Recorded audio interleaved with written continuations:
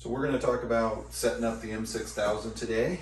You're going to get your M6000 in 3 different boxes. One is the concentrator in this box.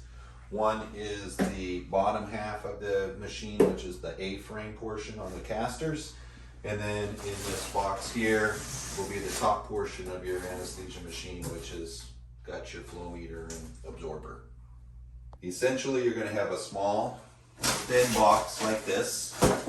And coming out of that, you will have a couple of screws and a washer.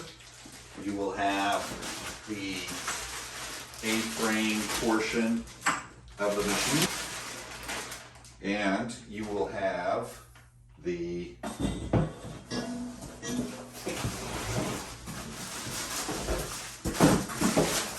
rail portion of. Alright, so you're going to have 2 frame and caster base, and if you look, there's an A on them, as opposed to this side where there's nothing. And basically you just want to line those up on any of the carts, like so. And then what we're going to do is go ahead and screw these in. Now, one thing I want to point out to you with some of these washers, or the washers that you're going to get, is there's a slight bevel on one side and the other side is completely flat. Ideally, you get the bevel going into the screw, and the flat portion will screw down on top of the frame. And then what you want to do is go ahead and get them started. You don't want to tighten them up until you put all 4 in, and then come back and tighten them up.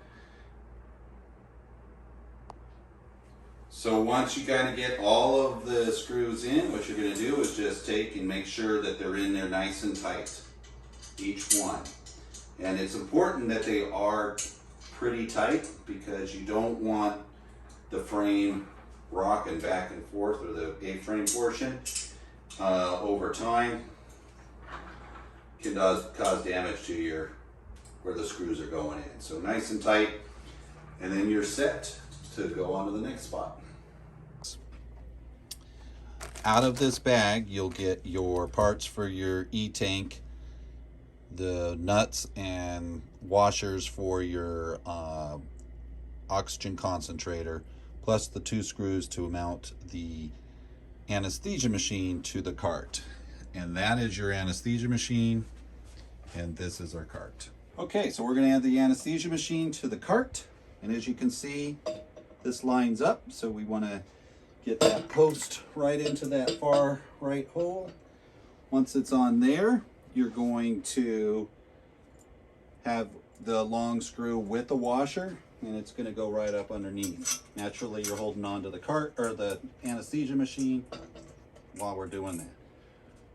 We'll get that started a little bit. Now, I'm not going to thread that all the way up until I get the other one started, because sometimes they kind of get mixed up.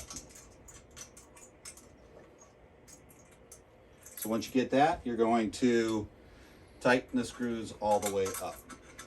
Now we've got the top onto the base, and what we're going to do now is add the concentrator. There's posts here. They obviously just fit right into the holes. Once you get them in, you're going to place a washer and then a bolt onto each of those posts. You can either use a 3/4 inch wrench, or you can use an adjustable wrench to tighten them down. I will say it's important to give it a little bit of a tightening turn, because if you put them on loose, after a few months, these things will unscrew out and drop on the floor and get lost, and then eventually you don't have bolts in all of them. Okay, so now we're going to connect the concentrator to the anesthesia machine. So you just take this green hose, it fits right up to this point. We'll screw that on there. You want it hand tight, so nice and snug. And then what we're going to do is we're going to install the vaporizer. So you're going to get the vaporizer in a separate box. In this bag that had the bags, as well as some of the nuts and bolts to put the anesthesia machine together, you're going to have this set of mounting items for the vaporizer. So you're going to get this bracket, which sits on the front, and then you're going to get a screw and a washer and another screw and a washer that come in the back. And then you're going to pull your vaporizer out.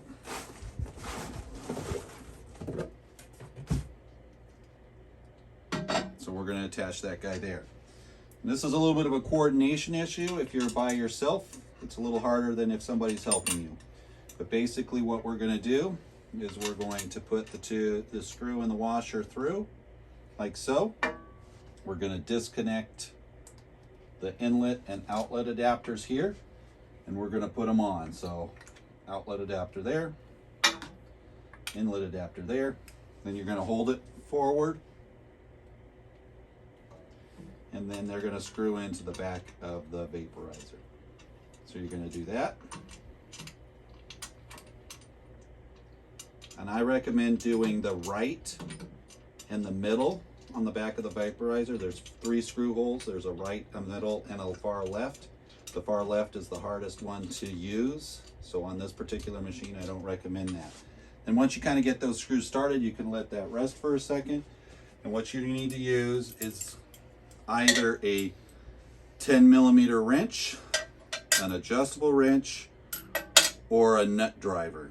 None of these items come with your delivery, so you'll need one of those items separately. Once you do that, you tighten things up from the back side so that the vaporizer is nice and snug. All right, so the next step is we're gonna add our F-Air kit. So you're gonna separate the basket. You're gonna hook the tube up to the pop-off valve, and you just wanna make sure that wherever you put the basket, it's far enough that your tube is going to fit into the top of the F-Air canister. So then you're going to get 2 zip ties. You're going to slide those in, tighten that down on the basket. Same thing with the next one. Put it up higher. And then you really want to pull that as tight as you can so it's less slippage of this basket. This basket goes in like so, and then your tube hooks up. So then you're going to turn your anesthesia machine around because we're going to add the E-cylinder. Now you're going to get these E-cylinders from an oxygen supply company, and all they do is they're pin indexed, which means that there's 2 pins here that line up with the pins on the E-tank yoke. So I'm going to spin that back, slide my tank up inside.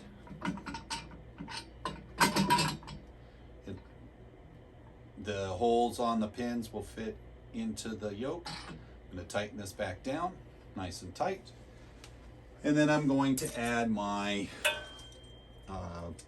E-tank key, which fits right on there. And you can lock it in by attaching it to either this point or onto the E-tank regulator, which is right over here. And then you can turn this on to check it if you have the tank. And as you can see on here, there's a full tank in here. And then the only other item we're going to do is we're going to add our IV pole, which slides in here. And then the wing nut screws will go right in and tighten up your pole. And we can adjust our pole how we want. And then you have an extra one, which I just recommend screwing all the way in. One more thing, which is the non-rebreather or the universal control arm. So you're going to pull out the bracket, and we'll move this out of the way so you can see what we're doing. This just drops in and that screws down. Then the universal control arm goes on, drops in. Use another one of these brackets, thread it in through the back, tightens down so it won't come off. If you're ready to, you can put the bag on, and the non-rebreather can go on as well.